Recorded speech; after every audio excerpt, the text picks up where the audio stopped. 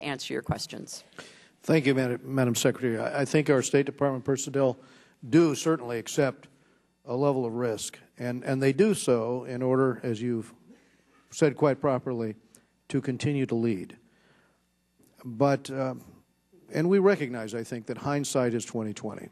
But with regard to the Benghazi attacks, what is probably most disturbing as the question comes before the committee and as the media looks at the situation, the dots here were connected ahead of time. The State Department saw this risk coming, and the State Department didn't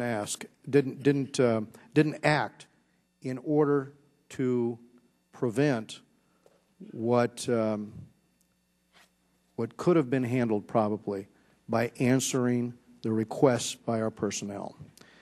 So if we look at the State Department email exchange on top officials in the Bureau, written right after the assassination attempt on the British ambassador in June of 2012, here's the exchange.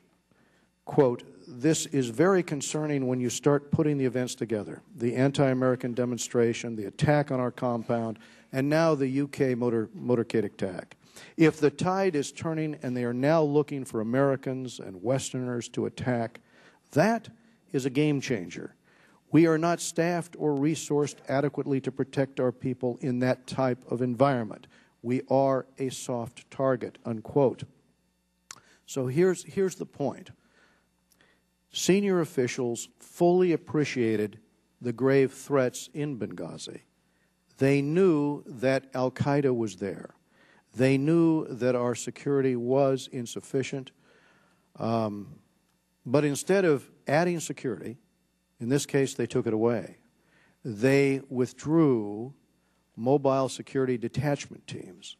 They sent packing a special team that the Defense Department provided, and provided at no cost. So if senior officials knew that our diplomats weren't safe and weren't adequately staffed, then why did they continue to withdraw security? I think that's the first question. In testimony this morning, you said you never saw those requests, and I understand that. Last month, though, Deputy Secretary Burns testified that memos regarding the deteriorating security situation did make their way to the 7th floor, to top management. So what senior official was he referring to when he talks about top management there? Who in the senior management was responsible for responding to those requests that were coming from the field? That would be my question. Well, there's a lot of important questions in that, Mr. Chairman, and let me begin by saying that I was aware of certain incidents at our facility and the attack on the British diplomat. I was briefed on steps taken to repair the breach in the perimeter wall after the June bombing, steps taken to reduce off-compound movements.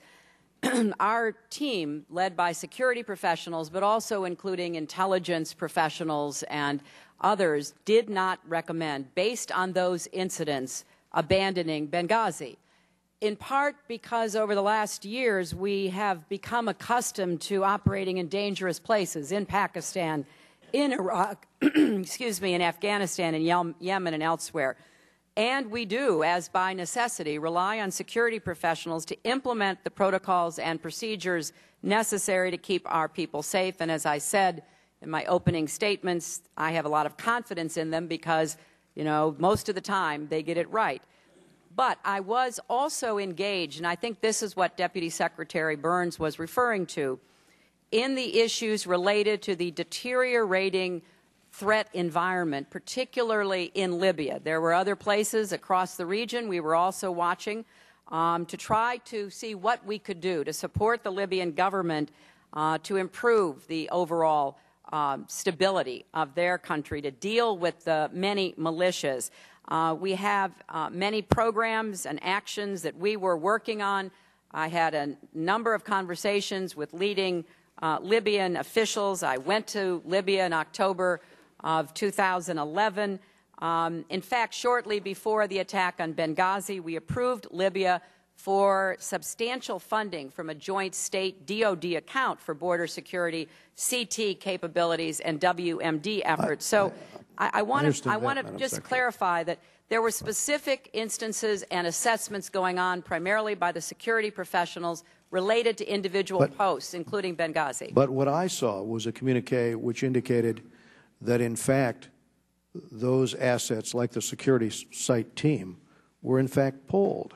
You had free of cost here from the Department of Defense, a team in place, and on about August 15th, some weeks before the attack, the question is, can we extend that security team? And the answer is no. It would be embarrassing to our agency if that agency is providing the protection. That struck me as a little bit of the problem that we had before between the CIA and the FBI, between, you know, two agencies that were more focused perhaps on the rivalry than they were on providing the security. And we're full circle, and now, based on the literal reading of those memos, here you had the requests. So that's my question.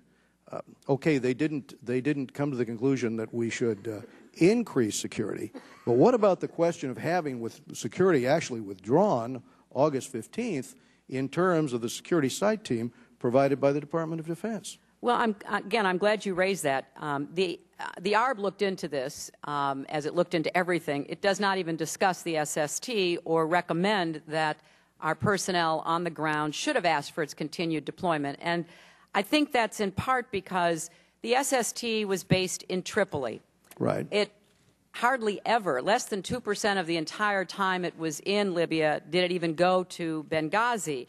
Its responsibilities, which were about the siting of and security of the embassy, were focused on Tripoli, and it was not an open-ended arrangement as it has been understood.